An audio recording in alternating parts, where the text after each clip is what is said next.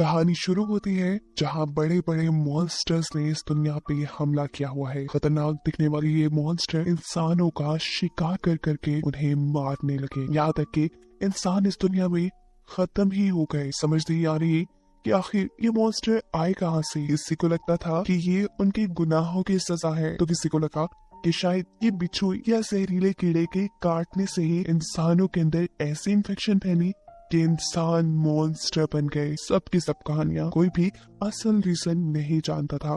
खैर, यही एक टाउन में हमें एक सर्वाइवर पॉल को दिखाया जाता है, जो इस वक्त जब टाउन में ही अपनी जरूरत का सामान इकट्ठा कर रहा था, तभी अचानक सायरन्स बजना शुरू हो जाते हैं। वो अपनी जान बचाने के लिए भागता है। गलियों से गुजरते हुए चारों तरफ उसके खतरा ही खतरा था। मॉन्स्टर्स के हुर्राने की आवाजें और बम के हमले, शोर से ये दुनिया गूंज रही थी और आसमान पूरा काले धुएं से ढक चुका था। इधर पॉल खतरे के टलने का इंतजार करने के लिए एक खाली घर के अंदर चला जाता है, जहाँ बेचारे दो छोटे छोटे बच्चे रो रहे थे। पॉल ने इन्हें गोद ले लिया, जिसके बाद सालों का वक्त गुजरा और दिखाया गया कि पॉल ने जिन बच्चों को गोद लिया था, वक्त गुजरने के साथ साथ वो जवान हो गए। वो अब सप्लाईज इकट्ठी करने के लिए भी पॉल की मदद करते थे, लेकिन रात होने से पहले पहले उन्हें घर के अंदर वापस आना पड़ता था, क्योंकि अभी तक इस दुनिया में रात के वक्त मॉन्स्टर्स खुलेआम घूमते थे। आज भी अपनी रूटीन के मुताबिक शाम होते ही पॉल का बेटा जोसेफ घर आया। उसने अपने डॉग को घर के अंदर किया और घर की सभी खिड़कियां दरवाजे बंद करने लगा, जबकि पॉल बाहर खड़ा थॉमस का वेट कर रहा है, जो हमेशा की तरह आज फिर लेट है। आते ही थॉमस अपनी सफाई देने लग जाता है। बाबा, आपको पता तो है मुझे फॉर्म में काम करना कितना पसंद है। वहाँ से निकलते निकलते देर हो ही जाती है। ये फॉर्म्स जहाँ पर थॉमस काम करता था, असल में वो उनके नेबर्स के थे। पॉल यहाँ उसे वार्न करता है कि अगर अगली मर्तबा लेट हुए ना, बाउंड्रीज से बाहर निकलने की बच्चों इजाजत नहीं मिलेगी। ये लोग खाना खाने से पहले दरवाजे खिड़कियाँ चेक करते हैं कि वो अच्छी तरह लॉक है कि नहीं। इसके बाद इन्हें मिला था रात का शानदार डिनर, और बिल्कुल डिनर के दरमियान में जोसेफ थॉमस के फॉर्म में जाने का मजाक उड़ाता है, क्योंकि इसे पता था थॉमस उनकी नेबर रोज को पसंद करता था। बस जोसेफ का छेड़ना था कि उसे इतना गुस्सा आ गया कि दोनों में हाथापाई शुरू हो गई। और यहाँ गुस्से से सिर्फ यही कहता है, नीचे बैठ जाओ, तुम लोग इंसान हो, कोई जानवर नहीं। इतनी बुरी तरह से कौन लड़ता है। अचानक ही पॉल नोटिस करता है कि उनका डॉग आज अजीब तरीके से जमीन को बार बार रगड़ रहा था। दरवाजा भी उन्हें ऐसे फील हुआ कि जैसे कोई उसे खटखटा रहा है। थॉमस और पॉल चेक करने के लिए जाते हैं, तो पता चलता है कि इस खतरे से वो इतने सालों से बचते आ रहे थे, आज वही खतरा उनके दरवाजे पे था। बाहर दरवाजे पे मॉन्स्टर्स थे जो उनके घर में घुसने की कोशिश कर रहे थे। पॉल और थॉमस जोर से दरवाजे को बंद रखने की कोशिश करते हैं ताकि क्रिएचर अंदर ना जाए। यहाँ थॉमस जोसेफ को डांटता है, तुम क्या वहाँ बैठे हुए कर रहे हो, आकर हमारी मदद क्यों नहीं कर रहे, देख नहीं रहे कितनी बड़ी प्रॉब्लम है। जवाब में जोसेफ कहता है, नहीं, मैं उसका बिहेवियर नोटिस कर रहा था। उसने पहली मर्तबा 20 सेकंड तक नॉक किया, दूसरी मर्तबा 10 सेकंड तक, और फिर आखिरी मर्तबा वो एक नॉक करके चला गया। जोसेफ का मानना था कि पहले 20 सेकंड तक जो क्रिएचर ने नॉक किया था, वो पहले दरवाजे को चेक कर रहा था। दूसरी मर्तबा 10 सेकंड के लिए जब उसने नॉक किया, तब उसकी पावर बहुत ज्यादा थी। ये शायद उसकी एक्चुअल अटेम्प्ट थी दरवाजा तोड़ने के लिए, लेकिन जब दरवाजा नहीं खुला तो आखिर में एग्जॉस्टेड होकर उसने एक नॉक की और वो यहाँ से चला गया। पॉल भी उसकी इन बातों को गौर से सुनता है। अब सुबह हो जाती है, खतरा फिलहाल के लिए उनके ऊपर से टल गया था। बाहर जाकर पॉल दरवाजे पे क्रिएचर के नाखूनों के निशान देखता है। पूरा दिन काम में गुजर जाता है। पॉल नोटिस कहता है कि थॉमस ने तो आज बहुत काम किया था, लेकिन जोसेफ पूरा दिन घर से ही नहीं निकला। वो जब जाके उसे चेक करता है तो जोसेफ एक कार बनाने की कोशिश कर रहा था। पॉल के अंदर जाने पर उसे देख कर कहता है, मैं तंग आ गया हूँ रोज रोज इस डरी हुई जिंदगी से। मैं चाहता हूँ हम यहाँ से कहीं भाग चले, इसलिए बस ये बना रहा था। पता ही ये चल भी पाएगी या नहीं। पॉल इस जेबनुमा कार को अच्छी तरह चेक करने के बाद जोसेफ को शाबाशी दिए बगैर नहीं रह सका था। उसे पता नहीं कैसे, लेकिन ये फिट कार बनाई थी। पॉल की थोड़ी सी चेंजेस करने के बाद ये चल भी पड़ती है। इसी खुशी में पॉल उन्हें ड्राइव सिखाने के लिए ले जाता है और इन दोनों को रिवर साइड पर ड्राइव करने के लिए भेज देता है। थॉमस को गुस्सा आ गया, क्योंकि उसने वादा किया था थॉमस को फॉर्म्स पे ले जाने का। पॉल कहता है, थॉमस आज ये काम ज्यादा जरूरी है। तो गुस्से वाला मुंह बनाते हुए थॉमस जोसेफ के साथ निकल तो जाता है, लेकिन उसका मूड तभी ठीक हो गया जब जोसेफ ने अपनी गाड़ी फॉर्म्स की तरफ मोड़ी। थॉमस खुशी खुशी फॉर्म्स के अंदर रुक जाता है और उससे कहता है तुम जाओ, तुमने जहाँ जाना है, बस वापस आते हुए मुझे यहाँ से पिक करते जाना। दूसरी तरफ हम पॉल को देखते हैं जो अपने घर के दरवाजे पर मॉन्स्टर के पंजों के निशान दिख रहा था। एक नई लकड़ी से वो इन दरवाजों को ठीक करता है और फिर अपने ही साथ अच्छा वक्त गुजारने के लिए वाटरफॉल्स की तरफ चले जाता है, जहाँ उसे मिला एक मिस्टीरियस ब्लैक कलर का केव। दूसरी तरफ जोसेफ भी रिवर साइड पर आ चुका था। वो अपने आप को एक रस्सी के साथ बांधता है और यहाँ खाली पड़ी शिप के अंदर चला जाता है। उसे यहाँ से सप्लाईज इकट्ठी करनी थी। वो शिप को गौर से देखता है और एक कंपार्टमेंट के पास आकर जैसे ही वो आके कैबिन खोलता है तो बहुत सारे बग्स अचानक उसके ऊपर हमला कर देते हैं। उसकी बॉडी पूरी तरह से कवर थी, लेकिन फिर भी बग किसी तरह उसे काटना चाह रहे थे। अपनी जान बचाने के लिए जोसेफ को यहाँ से निकलना ही पड़ा। थॉमस भी फॉर्म्स में काम करने में मसरूफ था, लेकिन काम तो सारा बहाना था। यहाँ काम करने के बाद वो अपनी दोस्त से मिलता है। ये लोग एक दरख्त के पास बैठकर अच्छा टाइम गुजारते हैं, जिस दरख्त के नीचे ये लोग बचपन से बैठते आ रहे थे। बातें करते करते ये लोग उदास हो जाते हैं, क्योंकि ये लोग भी अभी तक इस पहेली को नहीं सुलझा पाए थे कि आखिर इस दुनिया का ये हाल हुआ कैसे है। अब वो लोग देखते हैं कि शाम होने वाली है। सूरज ढलने से पहले उन्हें अपने घर वापस जाना है, इसलिए थॉमस फॉर्म से बाहर की तरफ भागता है और जाने से पहले वो दोनों हग करते हैं। या पॉल जब वाटरफॉल से घर वापस लौटता है तो वो भी ये देखकर परेशान था कि उनका डॉग घर से बाहर है, जबकि उसके दोनों बेटे तो अभी तक घर आए ही नहीं। जोसेफ जल्दी से गाड़ी स्टार्ट करके वापसी के लिए निकलता है, जबकि थॉमस तेजी से भागते हुए अपने घर की तरफ बढ़ रहा था। लेकिन इस सब के दरमियान वो जमीन पे बने हुए एक अजीब से गड्ढे के अंदर फंस जाता है। जैसे ही जोसेफ यहाँ पहुंचा उसे पिक करने के लिए, उसे थॉमस कहीं नहीं मिला। ये देख उसे बहुत ज्यादा घबराहट होने लगी। कुछ ना समझ आने पे वो जल्दी से अपने घर जाता है और अपने डैड को सारी बात बता देता है कि कैसे उसने थॉमस को फॉर्म से छोड़ा था, लेकिन अब उसे थॉमस कहीं नहीं मिला। उफ जोसेफ, ये तुम लोगों ने क्या कह दिया। अच्छा फिलहाल तुम रिलैक्स रहो और अंदर जाओ, सभी विंडोज और डोर्स अच्छे से लॉक कर लेना। मैं डॉग के साथ थॉमस को ढूंढने जा रहा हूँ। ये कहते ही वो घर से निकल गए।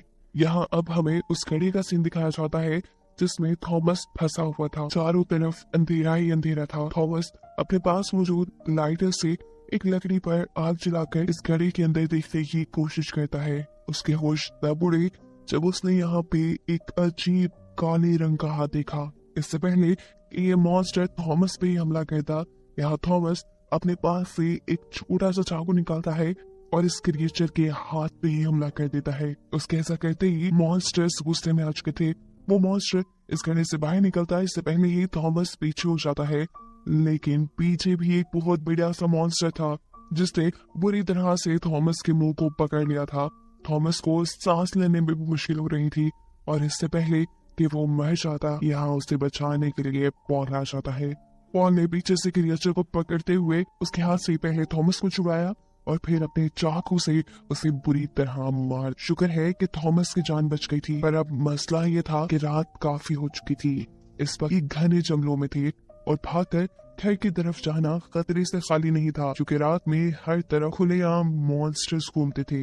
इन्हें यहीं करीब एक टनल नजर आती है। इसमें चलते चलते ये लोग एक अजीब जमीन में बनी हुई दरार तक पहुंच जाते हैं। पॉल को लगा कि रात यहीं गुजारना सेफ होगा। अपनी हिफाजत के लिए ये लोग इस जगह की एंट्रेंस को भी ब्लॉक कर देते हैं। अभी इन्होंने एंट्रेंस बंद ही की थी कि अचानक इन्हें मॉन्स्टर के गुर्राने की आवाज से आना शुरू हो जाती है। खतरे की भनक पड़ते ही पॉल अपने पास मौजूद कुछ चीजों से मशल बनाता है। ऐसा करते ही उनकी इस दरार के अंदर भयानक जलजला आया। उनका डॉग भी बार बार भौंककर किसी खतरे के मौजूद होने का नाम दे रहा था। पॉल जान गया कि जमीन के नीचे जिस दरार में ये लोग हैं, उनके ठीक ऊपर अब मॉन्स्टर्स थे जिनसे कई सालों से वो बचते आ रहे थे। मॉन्स्टर्स इस दरार को ऊपर की तरफ से भी मिट्टी से ढकना शुरू कर देते हैं। साफ मतलब था कि ये जगह उनका बनाया एक ट्रैप थी जिसमें थॉमस और पॉल दोनों ही फंस चुके थे और अब यह मॉन्स्टर उन्हें यहाँ बंद कर रहे थे। अपनी जान बचाने के लिए पॉल के पास कोई और रास्ता नहीं था, इसलिए मॉन्स्टर्स को डराने के लिए वो अपनी मशल को दरार की एक छोटे से सुराख से बाहर निकालता है। देखते ही मॉन्स्टर गुस्से में आ गया। उसने दरार खोली और इन पर हमला करने के लिए उसने दरार के अंदर आने की कोशिश की। उसके अंदर आते ही उसके खोले हुए रास्ते से पॉल ने थॉमस को बाहर निकाल दिया और उसे मारने के लिए पॉल ने अपने पास मौजूद छोटी मोटी चीजों से यहाँ एक ब्लास्ट कर दिया, जिस ब्लास्ट में वो खुद भी जख्मी हो चुका था। यहाँ घर पर भी जोसेफ को मॉन्स्टर्स के बोलने की आवाजें आ रही थी। वो भी इन्हीं से बचने की प्लानिंग में लगा था। वो अपनी चेयर को ठीक मेन डोर के आगे रखकर बैठ जाता है। चेयर के साथ उसने एक रस्सी भी बांध दी थी। बैठे बैठे अचानक उसकी आंख लग गई। वो सो गया, लेकिन मॉन्स्टर्स अभी भी घर के बाहर ही मौजूद थे। मॉन्स्टर भी दरवाजे के बहुत छोटे से सुराख से जोसेफ पर नजर रखे हुए था। जोसेफ को सोता हुआ देखकर वो दरवाजे की ऊपर लगी हुई लकड़ी उतारता है और फिर जोसेफ पे गौर करता है। वो सच में सो गया है या नहीं, ये जानने के लिए वो अपने नेल को किसी जादुई छड़ी की तरह लंबा करते हुए उसके मुंह के करीब ले जाता है। जब जोसेफ ने कोई रिएक्ट नहीं किया तो मॉन्स्टर भी समझ गया कि वो सच में सो रहा है। मॉन्स्टर दरवाजा खोलकर अंदर आ गया। उसके अंदर आते ही जोसेफ ने अपने चेयर के साथ बंधी हुई रस्सी खींची। सेकंड से भी कम टाइम में एक के ऊपर से नीचे आकर गिरा और मॉन्स्टर उसी में कैद हो गया। और ये रिवील हुआ कि असल में जोसेफ सोया नहीं था। ये सब कुछ जो यहाँ हुआ ये उसी का प्लान था। वो इस कैद हुए मॉन्स्टर के ऊपर ब्लैंकेट डाल देता है। सुबह भी हो चुकी थी। अभी तक बाकी लोगों का कुछ अता पता नहीं था। वो वापस नहीं आए थे। उन्हें ढूंढने के लिए वो कार लेकर निकल जाता है। जबकि दूसरी तरफ अब हम थॉमस को देखते हैं, जो दरार की एंट्रेंस को पूरी तरह खोलने की कोशिश में लगा है। जिसके बाद वो दरार के अंदर से किसी तरह जख्मी पॉल को बाहर निकालता है। उनका डॉग भी बाहर आ चुका था। जोसेफ की कार की आवाज उसे दूर से ही सुनाई दी गई। भागते हुए वो जोसेफ के पास पहुंचा और उसे थॉमस और पॉल के पास ले आया। पॉल को जख्मी देखकर जोसेफ को भी धचका लगा। ये दोनों भाई मिलकर पॉल को गाड़ी में बिठा देते हैं और घर ले आते हैं। पॉल को इलाज की शदीद जरूरत थी। अभी वो लोग यही बातें कर रहे थे कि अचानक थॉमस की नजर यहाँ एक पिंजरे पे पड़ी।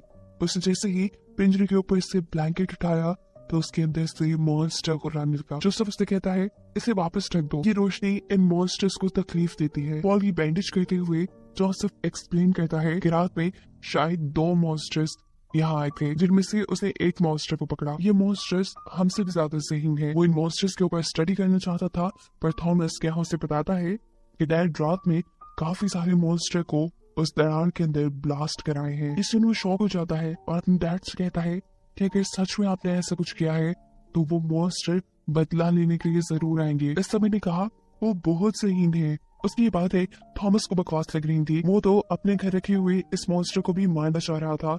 वो जल्दी से उसका केज खोल देता है, जबकि जोसेफ उसे मना करता रह गया था। डरते हुए ये मॉन्स्टर जाकर बेड के नीचे छुप गया।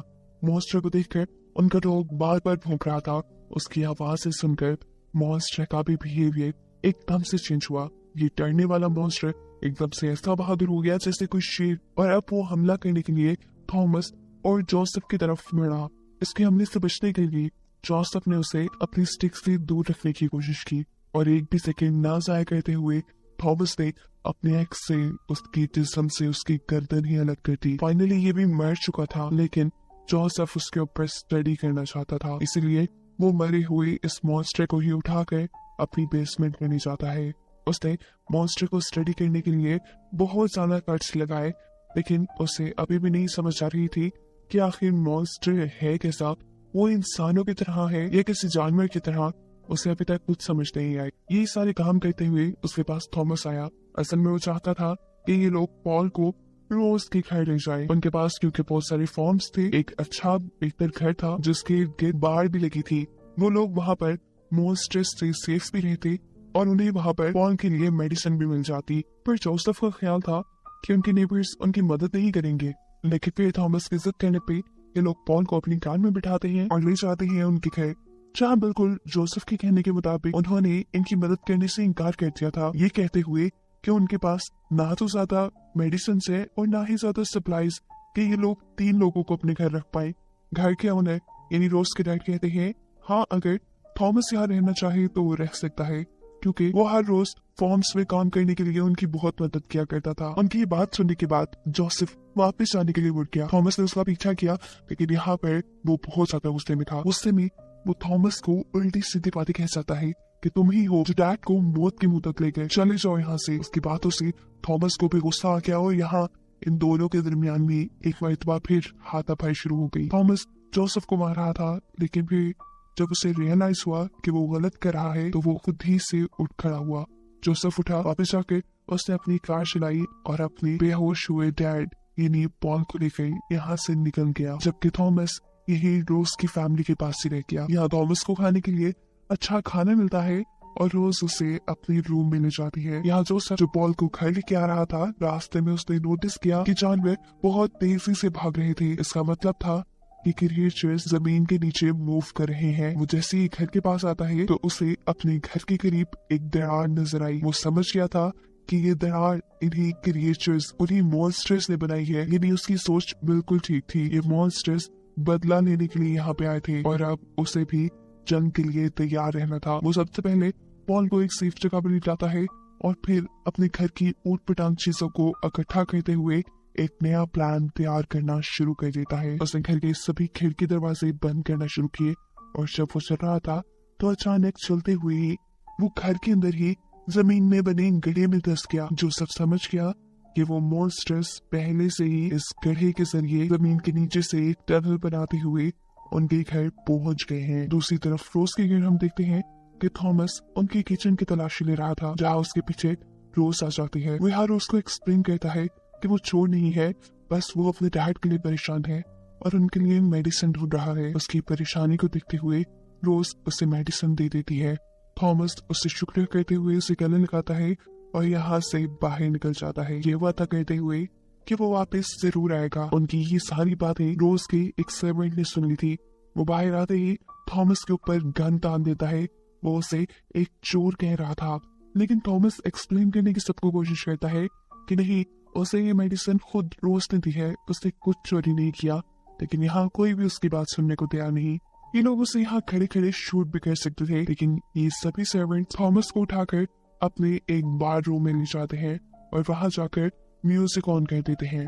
वो थॉमस को जमीन से बांध चुके थे। एक आदमी दूर खड़े हुए उसके ऊपर बंदूक तान लेता है।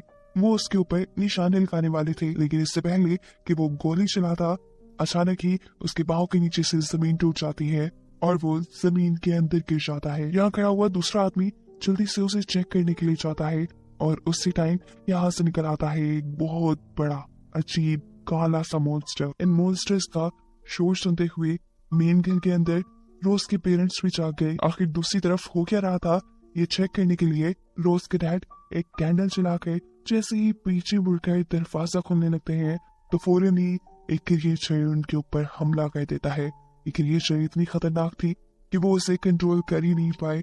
उनके हाथ में मौजूद कैंडल भी वहां गिर गई, जिससे पर्दे जल गए। इस रोशनी को देखते हुए मॉन्स्टर ने इस आदमी को छोड़ दिया और रोज की मॉम को पकड़ लिया। अपनी वाइफ को बचाने के लिए रोज के डैड इस मॉन्स्टर को पकड़कर पीछे की तरफ खींचते हैं और रोज की मॉम जल्दी से उठकर बाहर की तरफ भागती हैं रोज को ढूंढने के लिए। लेकिन इससे पहले कि ज्यादा दूर वो जा पाती, मॉन्स्टर उसे पकड़कर उसकी बॉडी में बुरी तरह स्टैब करते हुए उसे मार देता है। रोज को अपने रूम में ये आवाजें सुन रही थी।